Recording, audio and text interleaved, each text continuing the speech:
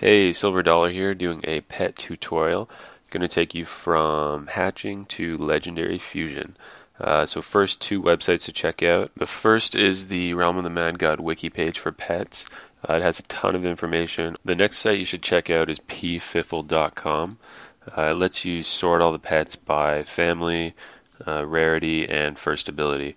So let's say, for instance, you want heal as your first ability. Check out heal, and you know which pets you can go for. It also lets you see their animations, and later on you can do simulate fusions to see what you're going to end up with depending on the various levels. Once you've picked your pet, you got to hit the Godlands and start farming for eggs. You can get them from all the Godland gods or dungeon bosses and event bosses, but it's a lot more rare from those ones, so you're better off just farming Godlands for them. They drop in the regular blue bags that you normally find pots in, and the drop rate is similar to that of pots. It can be tough to get the exact family of pet that you want for eggs, but it's good if you're in a guild or you have some friends in the game. You can trade pets. Most of the egg drops will be common eggs, but you can also get uncommon, rare, and legendary drops, but those will be pretty far and few.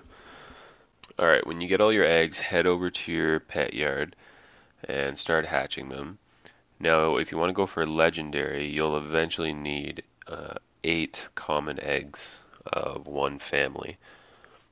That's because when you fuse them, you'll be combining 2 common to make an uncommon, and then 2 uncommon to make a rare, and 2 rare to make a legendary. And if you wanted divine, you would need to have 16 common eggs. So that's why it helps quite a bit if you can find some uncommon, or if you're really lucky, you find a rare egg.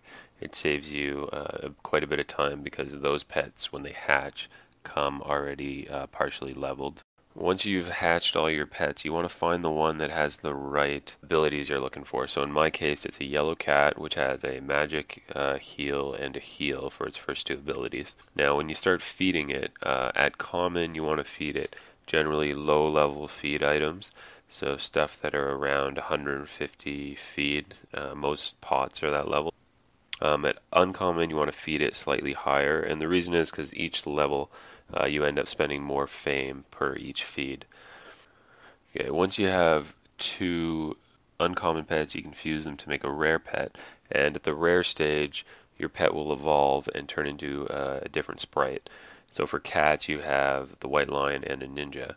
Once you have 2 rare, you can then fuse those to make a legendary. Now for legendary, the sprite doesn't change, but you can increase its levels further. And you'll also unlock the 3rd ability. My 3rd ability is attack close, which is just a nice little bonus on top of the first 2. Also, when you're fusing, you want to make sure you try to have the highest maximum levels for both the pets being fused. That way your new pet will have higher max levels. It also makes sense because at the lower levels it's cheaper to feed, so you might as well max it out then. Now let's go test out this new pet and see its abilities in action. So first up is attack close, and you'll see that I'm not shooting here at all with my dagger, but I'm doing about 49 damage, and that's, I think, level 58 attack. For electric, that does paralyze. So for fast-moving bosses like Lyman, it works really well. You'll see every about 2 seconds, 1 to 2 seconds, he gets paralyzed. Magic Heal is a great ability. If you have a character like a sorcerer that relies heavily on its ability, you can just spam the ability, and it'll keep replenishing your mana.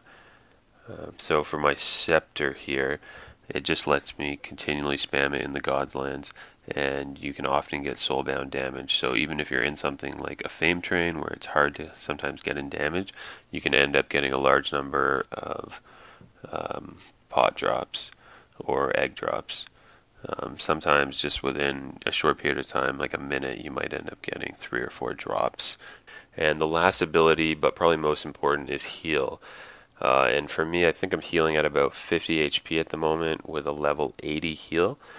And you can see here I almost got smoked by Geb, but your heal bounces back really fast when you have that pet. So it makes a huge difference and cuts down the number of pots you need. But you're not invincible and you might die. That's all. SLVRDLLR. Gold.